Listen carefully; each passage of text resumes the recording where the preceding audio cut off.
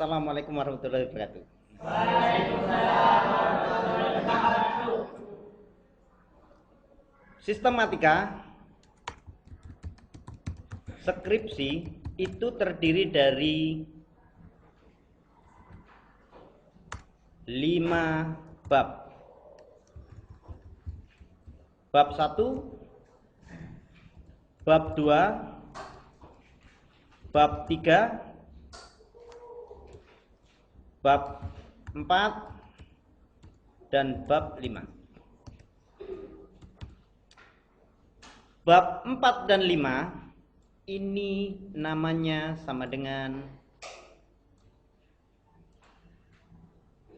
laporan penelitian.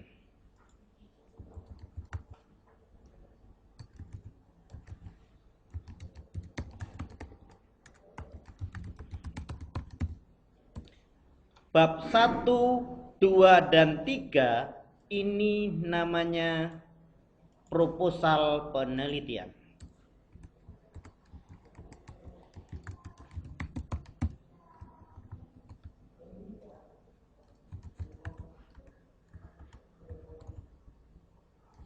Nah, yang paling sulit biasanya adalah di bab 1. Saya hari ini tidak membicarakan bab 1.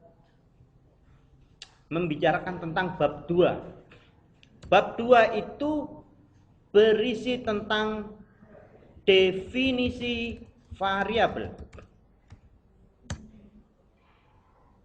teori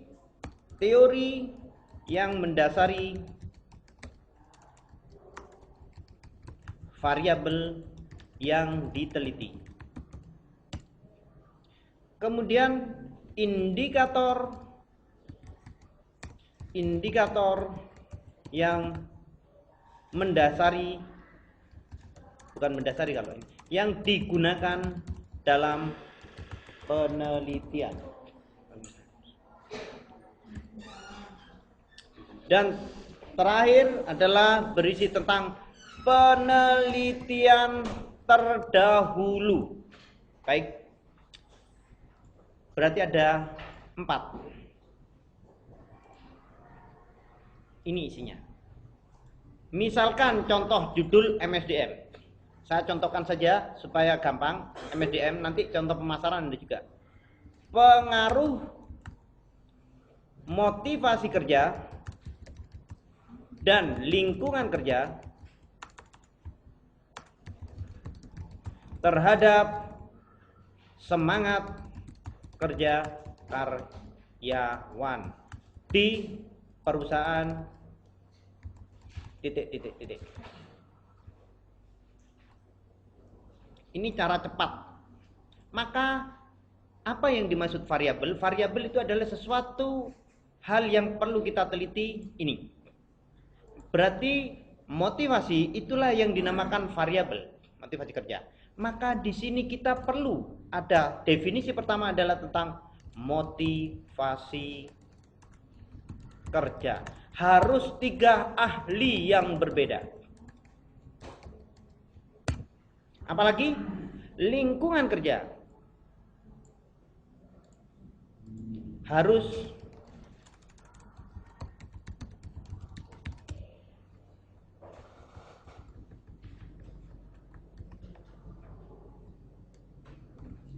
tiga ahli yang berbeda. Terakhir apa? Semangat kerja.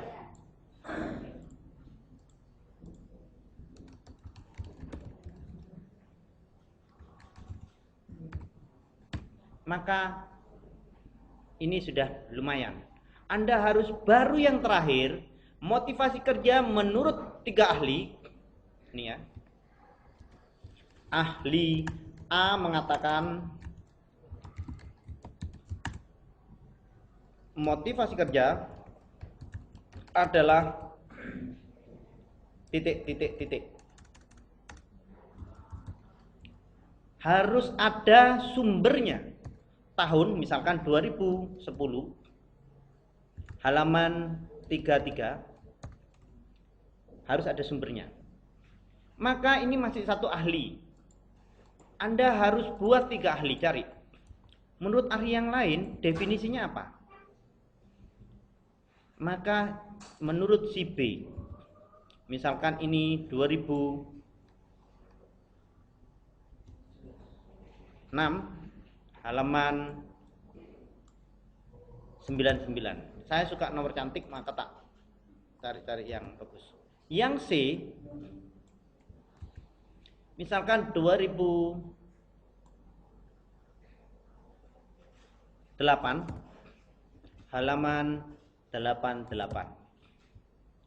Terakhir itu adalah versi Anda sendiri. Jadi Anda wajib menyimpulkan pendapat ahli. Kalau A bilang begini, B bilang begini, C bilang begini, lah Anda sendiri kira-kira menyimpulkan apa? Itu ada di bagian terakhir. Paham sampai di sini? Begitu juga dengan yang lingkungan kerja dan semangat kerja, sama persis. Selesai definisi. Berikutnya adalah teori. Bedakan antara teori dan definisi. Sebaiknya saya save dulu. Karena ini saya tulis dulu nama saya,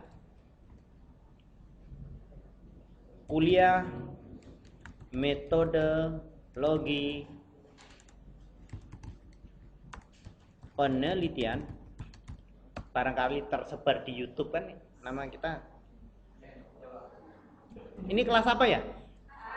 Nah, kelas A di Universitas Muhammadiyah Jember 2016 oleh Mr. Rozaid. Ya kan? Ini harus digaris tebal ini. Oh, sudah saya rekam. Baik. Bagaimana membuat bab 1? Pertama yang harus dipahami, ini saya akan terangkan sistematikanya. Saya akan menerangkan dengan cara yang sejelas-jelasnya, semudah-mudahnya.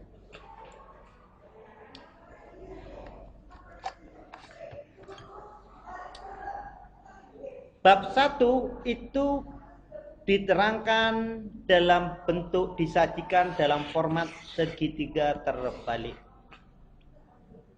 Ya. Ini misalkan Anda judulnya begini. Masalahnya ada di terakhir. Ya. Di paragraf umum itu Anda cerita tentang hal-hal umum yang terkait dengan motivasi kerja dan lingkungan kerja serta semangat kerja secara umum. Ceritakan bahwa motivasi kerja di dalam manajemen sumber daya manusia mendapat perhatian. Motivasi kerja tidak hanya tentang bagaimana kita memotivasi orang secara interpersonal, tetapi motivasi kerja adalah suatu kegiatan yang harus dilakukan oleh perusahaan secara sistematis. Perusahaan, misalkan begini, ini cerita umum sih. Perusahaan penting untuk mengetahui dan memaintain motivasi kerja karyawan. Dengan cara apa? Perusahaan dapat meningkatkan motivasi kerja karyawannya dengan cara-cara manajemen modern. Perusahaan untuk meningkatkan motivasi kerja karyawan dapat dilakukan dengan cara, menurut Maslow, seseorang akan termotivasi kalau dia dipenuhi kebutuhan fisiologinya. Maka perusahaan harus memberikan gaji, upah yang minimal mampu menggerakkan seseorang untuk bekerja. Betul? Itu tentang cerita umum. Kemudian Anda bab motivasi paragraf pertama. Lingkungan kerja satu paragraf berikutnya tentang hal umum. Kedua, baru Anda mengkaitkan hubungan antar variabel.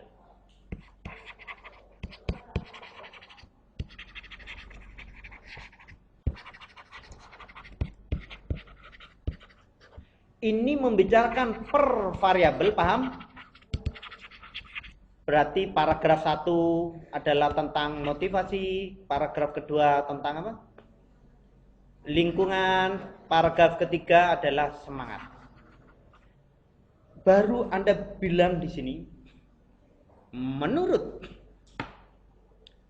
ahli bahwa semangat kerja itu akan meningkat jika karyawan memiliki motivasi kerja yang tinggi. Nah, ini kan sudah mengkaitkan. Anda bilang semangat akan tinggi kalau meningkatnya motivasi kerja karyawan. Lingkungan kerja yang baik,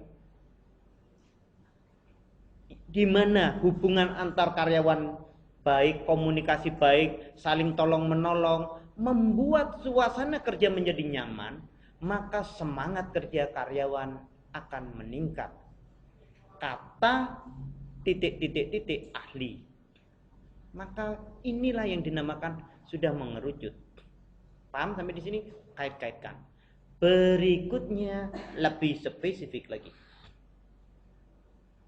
Anda membicarakan, sudah tahu perusahaan yang Anda teliti. Nah, Anda sudah pernah datang di perusahaan tersebut dan ternyata memang Anda layak untuk meneliti tentang motivasi. Semangat, terutama semangat dulu.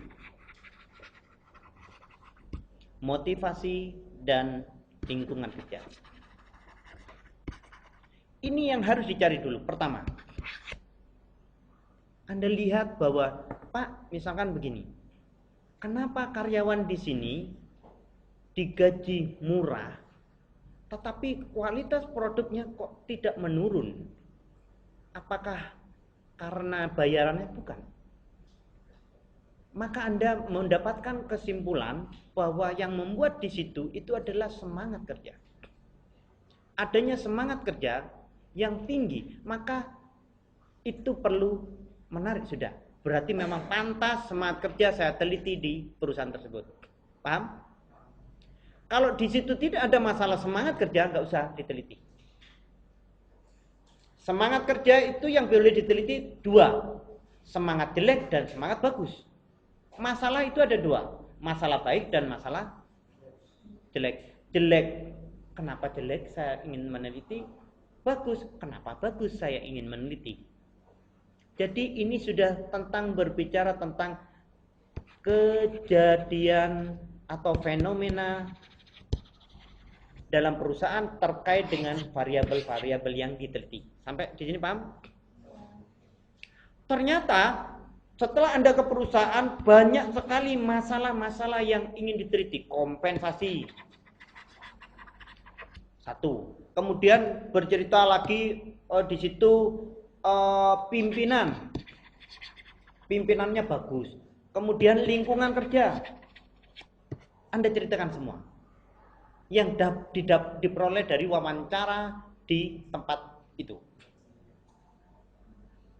Ternyata ada hal-hal yang banyak sekali, hal-halnya saking banyaknya, 2, 3, 4, 5, 6, 7 hal-hal yang menarik untuk diteliti.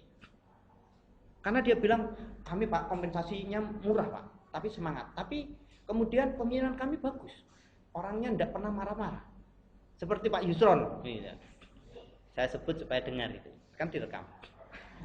Kemudian masalah lainnya lagi. Pak, di sini itu kreativitas. Karyawan diberi kreativitas untuk bekerja.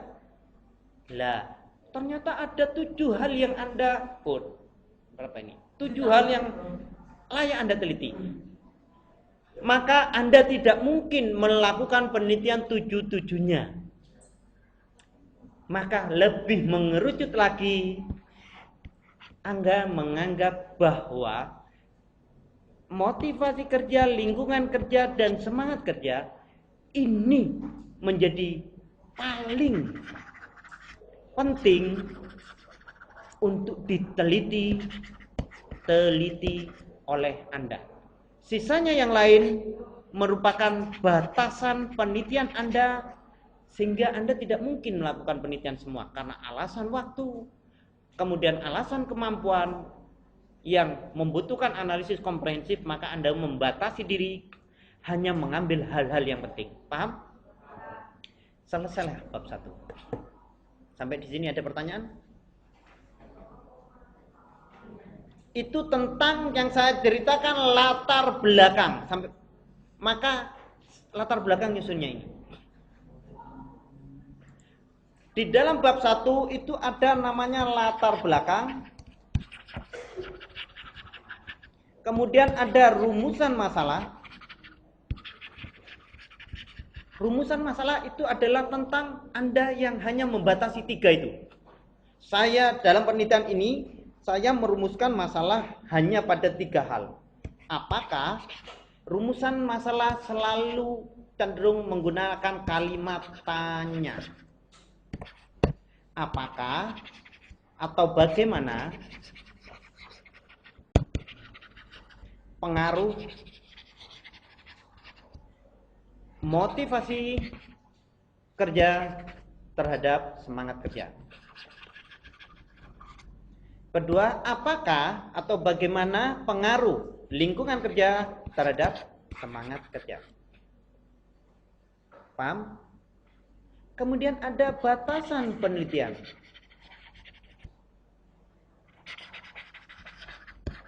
Ya, Anda tulis, saya membatasi penelitian pada 3 variabel. Meskipun di dalam pra-riset, wawancara awal, ada banyak permasalahan manajemen yang layak untuk diteliti, tapi karena faktor keterbatasan berbagai aspek, berbagai hal, dan faktor kepentingan manajemen bagi manajemen, maka apalagi pihak perusahaan bilang, Mas, tolong ini diteliti dulu, maka itu menjadi batasan. Jadi ini dianggap prioritas oleh perusahaan, bukan Anda yang membatasi, tapi perusahaan meminta untuk ini didahulukan. Paham? Kemudian ada lagi tujuan. Setelah itu ada tujuannya, jelas, gampang. Kalau kalimatnya, rumusan masalahnya adalah masalah, itu adalah kalimat tanya, tujuan itu adalah kalimat pernyataan positif. Kalau ingin apakah titik-titik mempengaruhi titik-titik, maka tujuannya ingin mengetahui apakah ini. Cuma dikali tambah ingin. Kedua, ada yang namanya manfaat. Ya, pasti Anda gampang bilang manfaatnya. Banyak manfaat bagi siapa? Bagi perusahaan, tulis dulu. Perusahaan pasti akan mendapatkan feedback dari hasil penelitian ini. Feedback itu umpan balik. Kedua, bagi ilmu pengetahuan.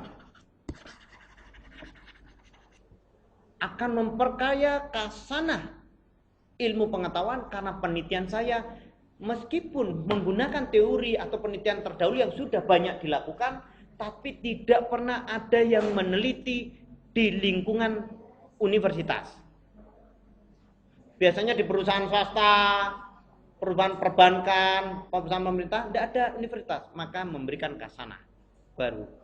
Apakah teori yang berlaku di bank, perusahaan bank, apakah teori yang berlaku di pemerintahan juga berlaku di universitas? ceritakan ada lagi manfaat bagi biasanya dibagi menjadi dua, manfaat teori dan manfaat ilmu dan manfaat terapan. Terapan bagi perusahaan gitu ya. Manfaat bagi peneliti. Tulis. Ya, manfaat bagi Anda, Pak. Anda akan mendapatkan pengetahuan, pengembangan daya ilmiah Anda. Setelah Anda melakukan benar-benar, pasti Anda akan meningkat kemampuan analitikalnya. Paham? Kira-kira itu apakah cukup jelas?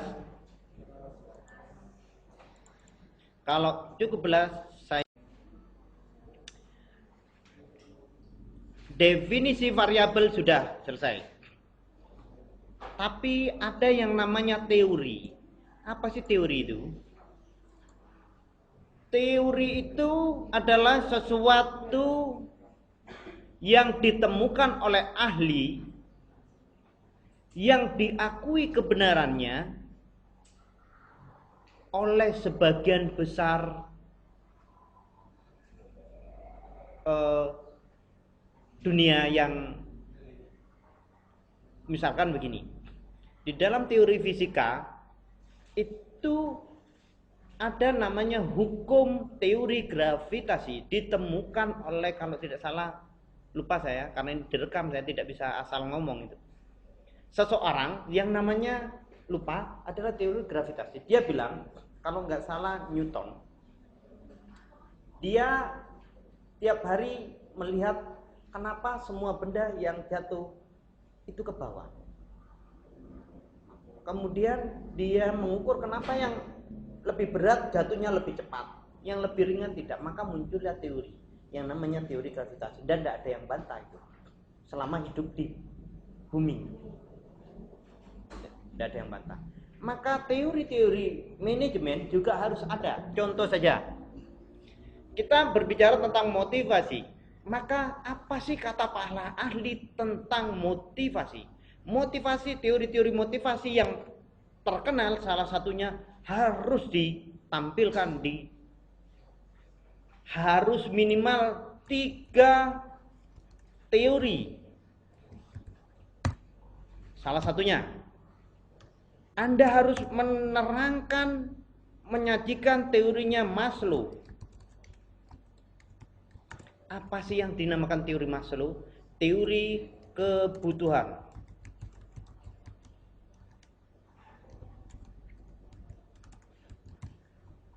Pertama, Anda harus teori tentang terkait dengan apa? Motivasi. Maka harus ada teori tentang, di dalamnya ini adalah yang terkenal, salah satunya harus 3 orang teori terkenal. Maslow.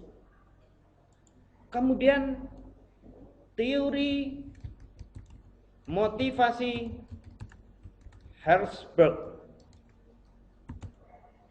Kalau nggak salah saya ngetik gitu ya. Ada lagi teori motivasi titik lupa saya. Harus ada. Apa yang dimaksud dengan teori Maslow? Anda harus terangkan itu di dalamnya. Maslow mengatakan dalam bukunya gitu, boleh. Dalam buku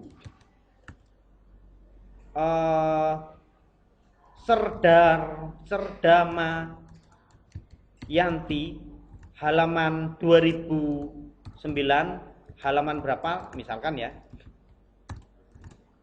seseorang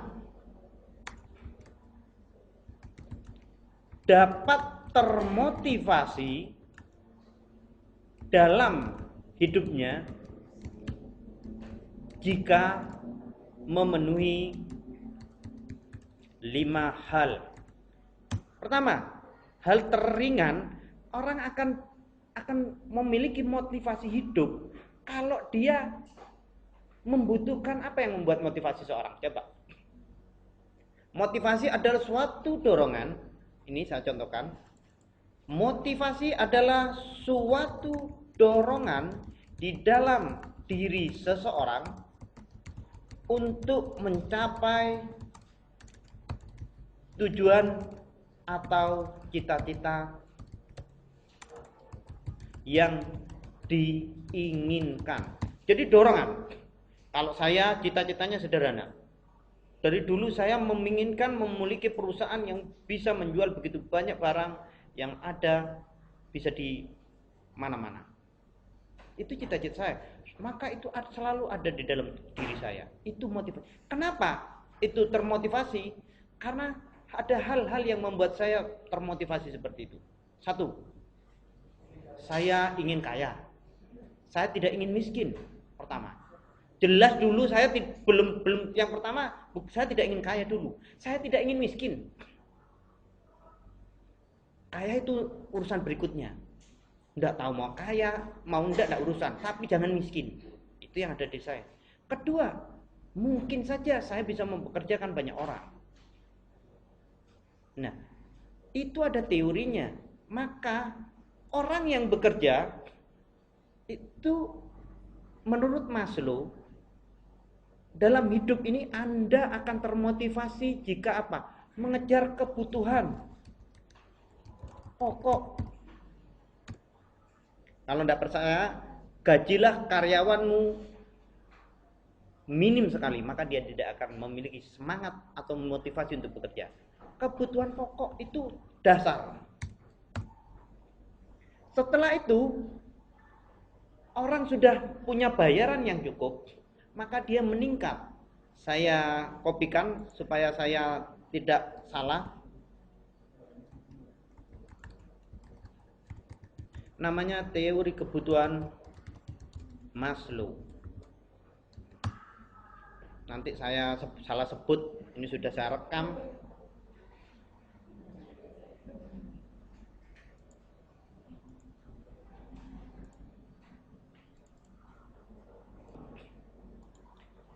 Katanya Maslow ada 5. Anda akan termotivasi dalam hidup itu pertama karena alasan fisiologis. Orang-orang yang tidak paham ini paling mendasar. Kenapa orang ingin hidup? Karena perut lapar. Jadi dia akan mencari makan dengan cara apapun hanya untuk memenuhi dia supaya tetap hidup. Kebutuhan fisiologis. Jadi apa yang membuat Anda tetap hidup? Pertama kata Maslow karena kebutuhan fisiologis. Anda tidak bisa menahan lapar. Anda tetap. Kemudian rasa aman. Kalau kebutuhan fisiologis itu sudah dipenuhi, katanya Maslow, level berikutnya adalah rasa aman. Maka Anda akan sudah bisa mengurusi perut, maka Anda butuh rumah kan, supaya saya tidak kedinginan. Rasa aman dari panas, dari barang-barang yang sudah dibeli, rasa aman. Berikutnya adalah rasa memiliki. Anda meningkat lagi. Rasa kasih sayang. Itu levelnya berikutnya lagi. Setelah punya rumah katanya Maslow, level lagi dia ingin menyayangi, memberikan sesuatu kepada orang lain. Itu tidak bisa dipenuhi kata Maslow kalau kebutuhan fisiologisnya belum dipenuhi. Terakhir adalah berikutnya adalah kebutuhan penghargaan. Apa penghargaan? Orang itu tidak butuh makan saja, tidak butuh diberi rasa aman, tidak butuh diberi rasa kasih sayang. Contohnya rasa aman, Anda kalau kerja di perusahaan itu dikasih rumah dinas. Ya, aman kan? Kemudian kasih sayang, Anda sakit dikasih BPJS, ya kan? Terakhir, apakah itu membuat Anda bekerja dengan baik? Belum tentu. Penghargaan. Contohnya, kalau Anda bekerja baik, Anda dihargai. Pak Yusron tahun berapa itu menjadi dosen tertitik-titik gitu. Kan jangan sebutkan. Itu penghargaan. Gak ada nilainya. Gak ada rupiahnya. tapi merasa dihargai oleh perusahaan. Saya waktu itu bersama almarhum Pak Imam Munawir. Pak Imam Munawir untuk yang satunya, saya untuk yang satunya. Tidak ada rupiahnya, tapi saya merasa dihargai oleh perusahaan. Itu berikutnya. Terakhir adalah aktualisasi diri. Kayak Pak Yusron, beli sepeda antik itu untuk kepentingan apa? Untuk mengaktualisasi diri. Wis iso mangan, ya kan? Sudah rasa aman punya rumah, meskipun kecil-kecil. Kemudian sudah pernah mendapat penghargaan, tapi ada kebutuhan untuk mengaktualisasi. Tapi ini terakhir. Jadi kalau Anda sebelumnya, kalau sekarang sudah belum punya pekerjaan, sudah berusaha aktualisasi diri, beli sesuatu untuk kesenangan diri, maka Anda salah dalam teori motivasi. Tidak boleh bersenang-senang dulu. Wajib memenuhi kebutuhan makan, wajib memenuhi rasa aman, baru berikutnya Anda aktualisasi diri. Apa sih yang dicari oleh Ahmad Dhani sehingga dia mau-maunya mencalonkan menjadi calon gubernur? Aktualisasi diri. Kurang apa dia? Uangnya sudah banyak. Ini yang namanya teori-teori. Berikutnya teori Herzberg, silakan cari. Teori motivasi yang lainnya ada namanya teori X dan Y, X, Y, Z. Silakan cari. Paham? Nah, berikutnya baru indikator. Di dalam penelitian Anda kan sudah pakai teorinya membahas Maslow, Herzberg. Nah, Anda mau cari pakai yang mana? Indikatornya itu apa? Indikator itu beda dengan teori. Menurut Maslow, indikator menurut Sedarmayanti, karena Anda tentang motivasi kerja, ya. Indikator karyawan memiliki motivasi kerja adalah sebagai berikut.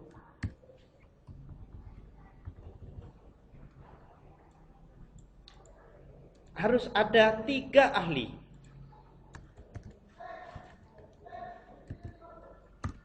Pertama, Sedarmayanti. Kedua, menurut Niti Sumito, ya.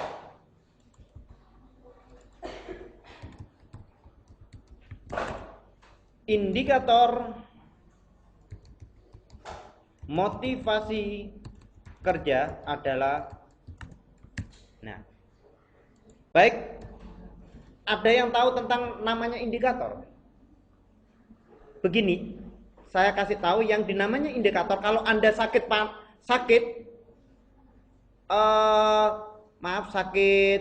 pilek saja, indikatornya apa? Bukan obat. Obat itu adalah penyembuh sakit.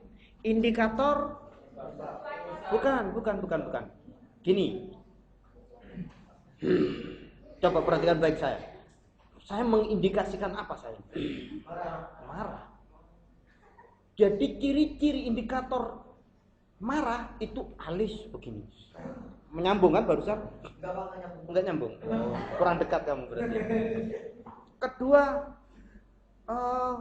suasananya otot-otot tegang. Kalau begitu orang cara ciri-cirinya, indikatornya orang sakit tipes apa?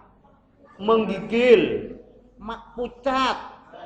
Ya, jadi sesuatu yang tampak dari hal yang akan kita bahas.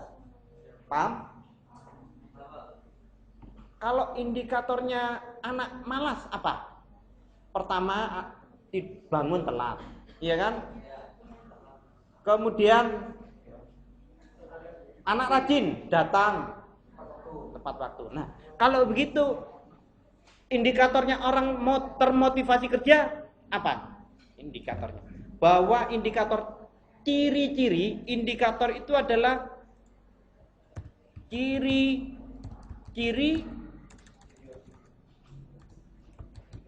yang melekat dan tampak pada perilaku maupun sikap. Orang termotivasi kerja apa ciri-cirinya? Semangat. Apakah semangat bisa kelihatan? Menurutmu saya ini hari ini semangat atau tidak?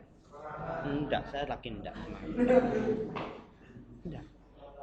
Tapi ciri-ciri yang bisa Anda lihat, satu, menyelesaikan tugas dengan baik. Namamu siapa? Dapat cawang 2.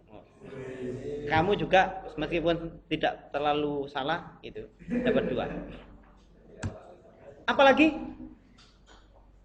ciri-ciri orang semangat kerja, datang tidak pernah terlambat atau tepat waktu, meskipun belum tentu benar ya. Apalagi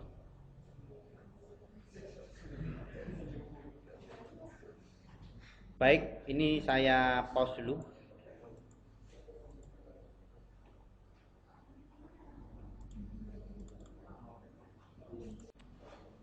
Misalkan Jedar Imayanti mengatakan lagi, misalkan adalah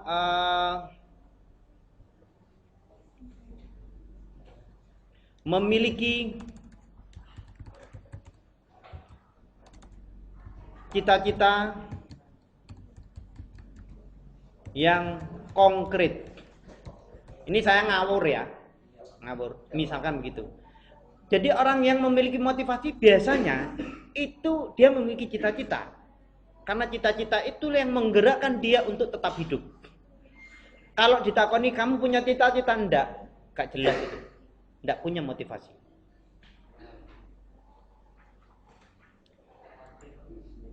Kreatif. Ya. Misal, tapi jangan menurutmu, menurut ahli. Paham ya? 3. Kemudian Anda tulis lagi menurut siapa? Yang lain. Menurut, biar nama saya ditulis di sini ya. Misalkan ada seorang ahli manajemen sumber daya manusia namanya Yusron Zaid misal ini ya. Maka pakailah itu. Tapi tidak ada ini.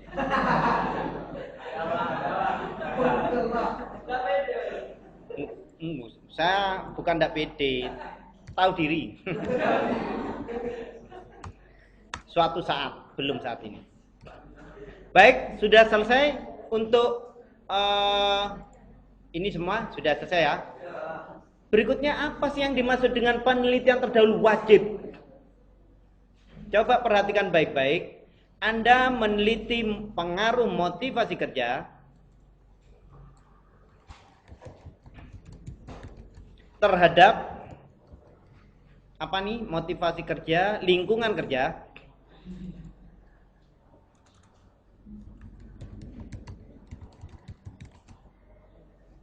dan terhadap semangat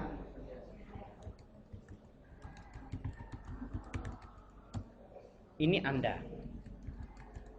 Maka Anda tidak boleh ujuk-ujuk meneliti sesuatu yang tidak pernah diteliti orang lain. Penelitian skripsi itu berawal dari kata apa? Research. Atau meneliti, mencari kembali, atau meneliti kembali, atau ulang. Maka Anda harus memiliki rujukan bahwa ada orang yang sudah meneliti, misalkan Ali 2008 mahasiswa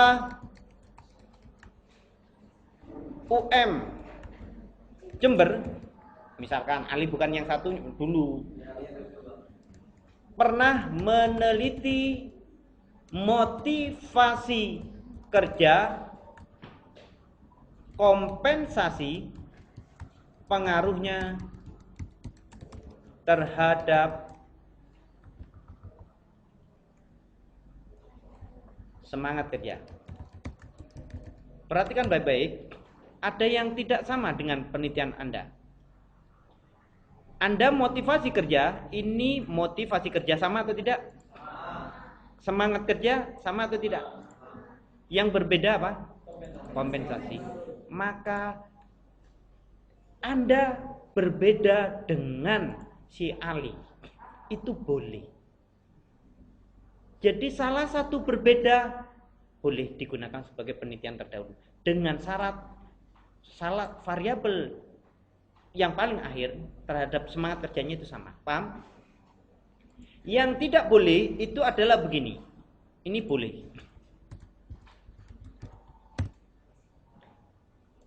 Yang tidak boleh jika begini. Meskipun sama persis dengan punya Anda, motivasi, misalkan ini namamu siapa?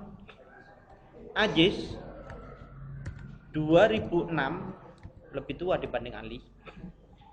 Motivasi kerja, lingkungan kerja terhadap kinerja tidak boleh. Karena apa? Yang dipengaruhi itu adalah variabel lain. Meskipun yang sama ini wajib sama. Semangat kerja wajib sama, yang lain boleh beda. Paham? Harus salah satu. Kalau ini namanya ini variabel dependent, ini wajib sama. Kalau yang lainnya salah satu saja, ini dilarang. Dilarang karena melanggar aturan. Tidak boleh ya. Yang boleh saya kasih warna biru. Sampai di sini paham? Harus ada 3 penelitian terdahulu untuk tiap hubungan variabel. Baik, motivasi kerja dan semangat kerja sudah ada 1. Misalkan lagi, sama persis nggak apa-apa. Bagus. 2009.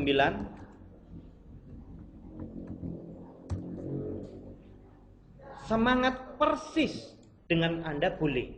Dengan syarat objek berbeda, teori berbeda.